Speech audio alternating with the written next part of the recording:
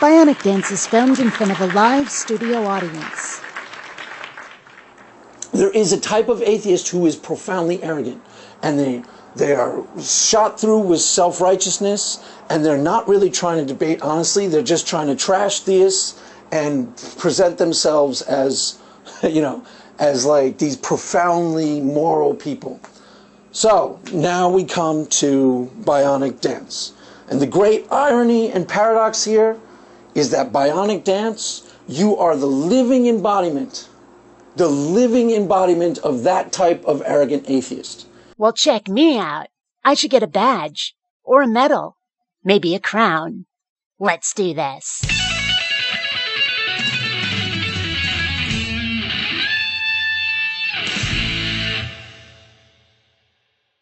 Greetings, fellow space travelers. It is I, the most supremely exalted, amazing one, BionicDance. Tremble before me.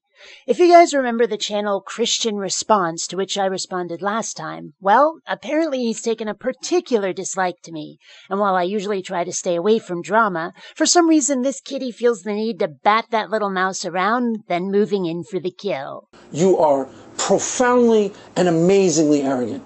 As arrogant a person as I could have possibly, that's the irony. You got triggered by something in my video, it should trigger someone like you. You are completely and utterly arrogant, through and through. The irony is what, quote, triggered me was your arrogance, coupled with just how horribly badly wrong almost all of your assertions were, your so-called reasoning being so wildly off base that I felt, in the name of intellectual honesty, to say to the world, don't be that guy. So yeah, you're ridiculously arrogant. Matter of fact, you're almost a caricature of the type of atheist I was talking about. You are the living embodiment of the arrogant atheist. You are arrogant through and through and through. And furthermore, you're dishonest. Yeah, completely dishonest. Because you don't argue with what people say. Yeah, I do. It's just that what you say is wrong. Not my fault. And just for the record, you have this terrible voice that sounds like Siri, and how anybody can listen to your video past 10 minutes is beyond my imagination. And now we start in on the personal insults. We knew it would happen. Well, let's counter that with some legitimate constructive criticism. You say you don't know how anybody can listen to me past 10 minutes? Well, I don't know how anybody can watch your blank screen videos past 2. And while we're on the subject, vertical video is disrespectful to God. Watch and learn. You takes your phone, you turns it like this. Now you've got widescreen, like in the movies. Proper filmmaking technique. It's not hard. Get on board, Sparky. For example, okay, you said, so your argument is, if life is beautiful, therefore God exists? No, that wasn't my argument at all. That wasn't even close to my argument. You classic straw man. You completely misrepresent what someone is trying to say so that it's easier for you to tear it down. Except that is what you said. If you misrepresented yourself, the imperfection is yours. Don't go blaming me for your mistakes. Yet you're going to reiterate your argument, and it's still the same bizarre, senseless, and self-centered assertion as before. Every single point that I made, you redefined it in a way that was completely fake. No, I didn't. What I did was point out the flaws in your arguments. But it seems that the only possibility is that I was dishonest. The possibility that you were wrong isn't even on the table. Apparently. For example, example 2. I said, my life is very good. So your life is good, so therefore fuck all to all the starving people in Asia? No, it's not what I said at all. No, you didn't say that.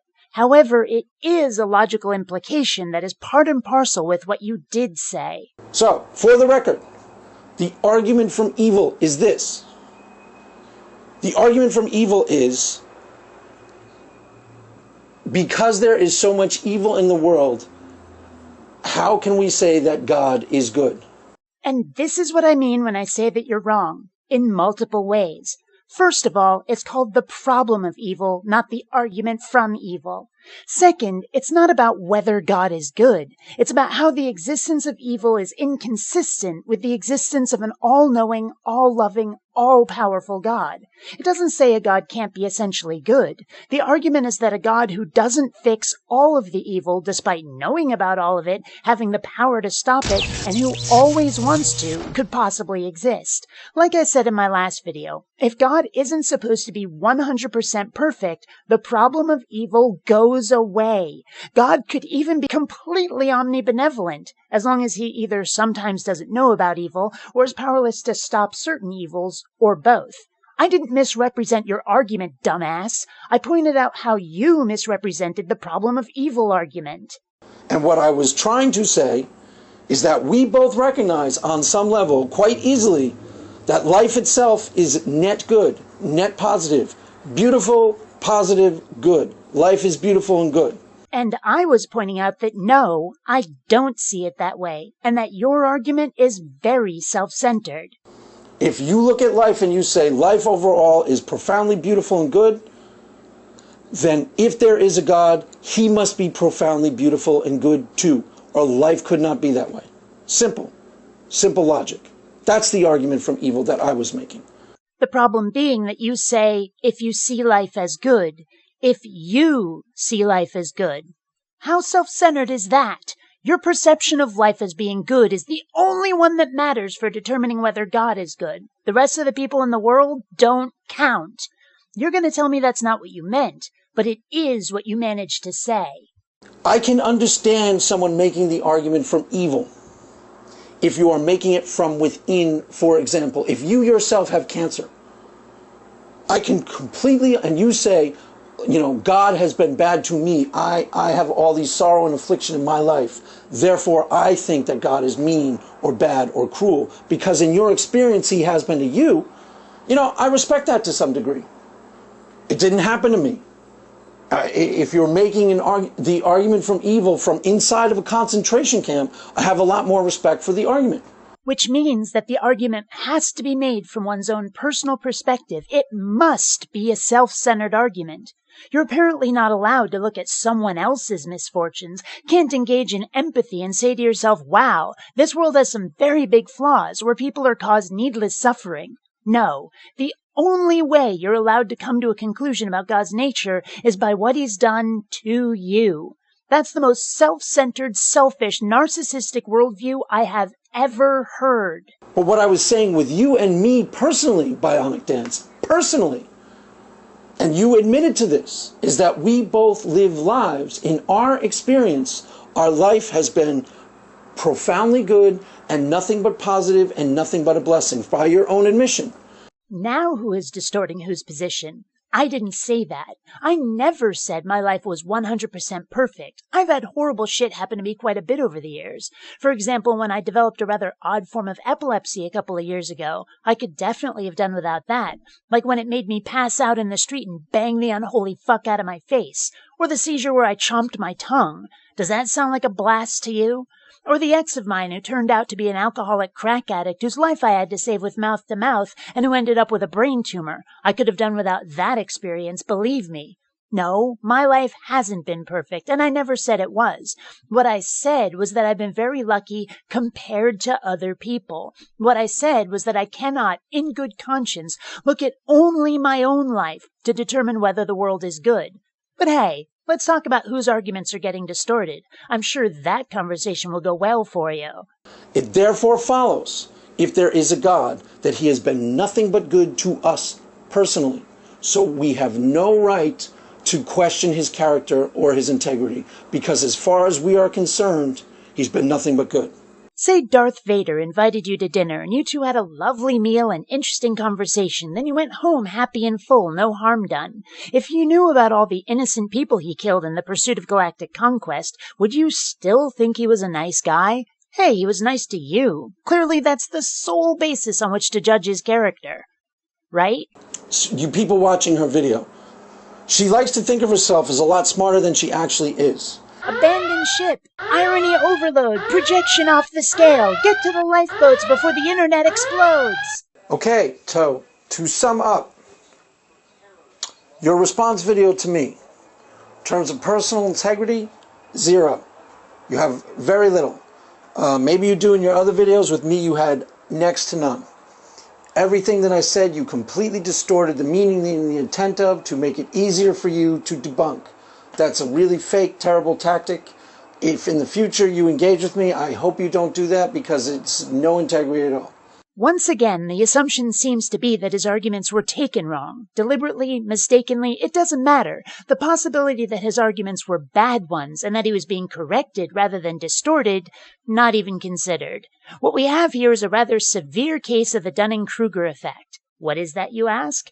To put it as bluntly as possible, it's when someone is too stupid to realize how stupid they are and think they're actually amazing. His arguments are laughable. He's deluded regarding the logical conclusions from and implications of them, and he doesn't even know the names of them. Yet he's convinced that, when being corrected, he's actually being misunderstood. You, sir, are the living embodiment of Dunning-Kruger. Civility? -5. Why?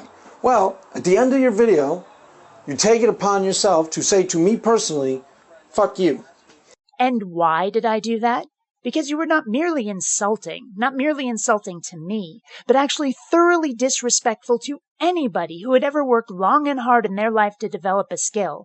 You waved off the hours, years, decades of learning, practicing, and applying those abilities as if they were nothing, because you claimed they were just gifts from your God.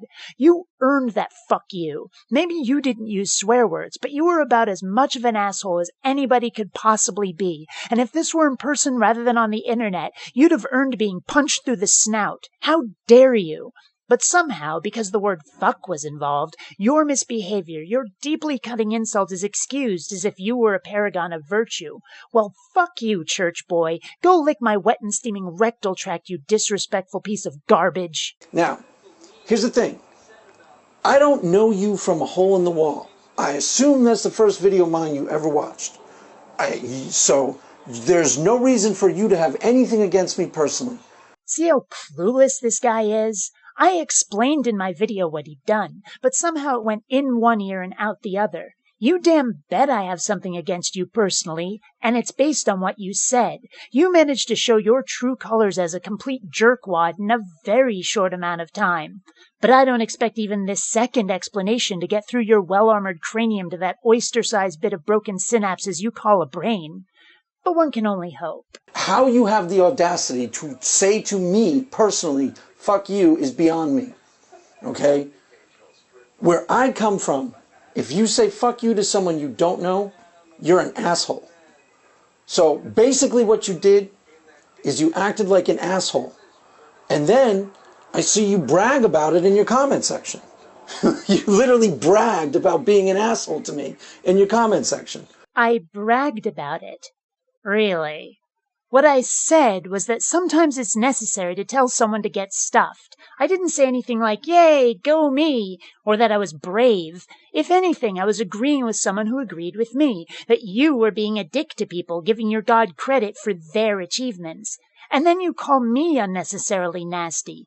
Just how sensitive are you there, Snowflake? If the word fuck triggers you so hard that you cannot engage in self-examination, you clearly have issues that need attention. And in the future, if you're respectful to me, I will be respectful to you. Then learn what being respectful is, asshole. 'Cause it's not just about whether we use obscenities. I know you don't seem to realize it, but you were being disrespectful, and you got back exactly the amount of respect you had earned. Even if it wasn't completely clear, I think you were capable of, trying to listen to it a few times to try and really understand what I meant, so that you debate that. The assumption, once again, being that I didn't understand, or that I'm deliberately distorting his argument. I suspect that the only way he could think I understood is if I agree, because the possibility that I understood, saw mistakes, and corrected them in good faith, not even considered. Nope. It had to be distortion, lack of understanding. Those are the only possibilities. As far as your drawing goes, and I don't have any way to judge it, it looked pretty cool to me. I mean... Drawing? You think Sandra and Dewey are drawings? They're 3D CGI, fool. Computer animation. Seriously, is this a product of ignorance, stupidity, or did I just go and misunderstand you again? Oh, and then just for your audience... If any of your fans want to debate me or jump on my comment section, You know, you're welcome to do that. I want to hear what you have to say, but you can be civil too, okay? Most of you just jumped on my comment section and acted like assholes. You don't need to do that. This is the internet, dude. People are mean on the internet. Get used to it or get a helmet. I really don't want to shut down the comment section. I really don't want to have to do that. I want to hear what you have to say, but there's no reason for you to act like jerks. Oh, is Poopsie gonna take his ball and go home? Do you have any idea how many theist channels have shut down their comment sections? Seriously, go to just about any, especially the big name channels, and you'll find them shut down. This doesn't tell us you don't like people's behavior. It tells us that you're afraid and that you're using people's conduct as an excuse. But go look at atheist channels. I'd be hard-pressed to find one with a closed comment section. We aren't afraid of direct, unashamed criticism, and swearing doesn't make us run home to hide behind mommy's skirts. So come on, Shirley, fucking grow a pair. You can engage with integrity and civility. It's not too much to ask, okay? And if you do, I will never be the one to I will never make an ad hoc. Ad hoc? I think you mean ad hominem, Sparky. Or did I misunderstand you again? Who knows? Maybe you never will make something concerned or dealing with a specific subject or purpose. You certainly haven't managed it with your arguments. You will not find 1 ounce of, of me trying to attack you personally or trash you personally. I did it a little in the last video. Because you did it first. You asked for it. You did it first is a child's argument, kiddo. If you really wanted the high ground, you wouldn't have done it at all. But if we're going to follow the chain of who done it to its origin, it was you with your disrespect to people's learned and earned skills. So there's a chance you might not want to cling to you did it first as your justification for being insulting. And would it really have killed you to apologize for that, to see how, yeah, it might have been a bit rude, and even if you didn't intend it, you're sorry that it hurt? But no, the only hurt feelings were yours, because you were told to get fucked for being such a jerk. But what can we expect from someone who's so self-centered that they base the character of God on their own personal life experiences? So that's that. If I ever hear from you again, I hope you are cooler than the first time. Much cooler. That's it. Bye-bye. When you start being willing to engage in some self-reflection, willing to admit when you're wrong, even if it was pointed out in ways you don't like, and grow a bit of internet armor instead of expecting everyone else to conform to your thoroughly unrealistic standards, maybe you'll start finding some of that respect you're after. But until then, I suspect you're going to be in for a rough time. Like when Beyoncé wanted that horrible picture of her taken down. How she didn't know that demanding it would make things 1,000 times worse is beyond me. Now you're not Beyoncé, but the principle is the same. Either man up or get crushed. BionicDance out.